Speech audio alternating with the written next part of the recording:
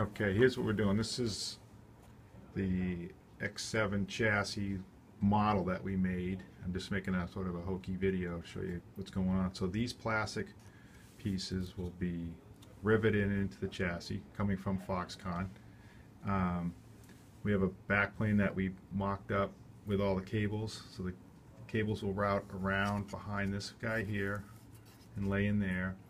And then on this piece there's a cover that pops off here. I have it taped, but this would come off like a TV remote door. Then these cables will just route in there and be locked in and held in position like that, and then just dress back. So they basically hold all the cables back out of the way. And then this fan assembly that we have would just drop down onto into the chassis, and all the cables are held out of the way, and that locks in. You can see I just did that with one hand. And then these fans just have a little finger hook right there, and you just hook them. There's no screws, and you just slide them up out of the way. There's a connector on the bottom, which isn't in here, but so there'd be a connector right in this area here, and so they just drop right in and drop onto the motherboard, which would pass through this hole here. These little things are for the light pipes. They'd be kind of like we do today. We're currently looking at having, right now we have these mushrooms.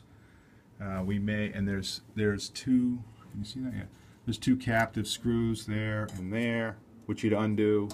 We're thinking of getting rid of the mushrooms and adding a third captive screw down there, so this thing wouldn't have this translation to lift out. You would just drop it straight down into position, and then just whack the screws down. Can you get that? Yeah, and then just put those screws down. But this is how it is, the prototype now, and this adds all the structure to the chassis and contains a fan, so that you take them all out, you pop that out, and then you just drop the fans in. That simple. No more green screws, thumb screws. It can't be done. So that's sort of where we're at today, and if you see any issues with that, let me know, and I think we're going to go with this plan unless it's a problem. Thanks.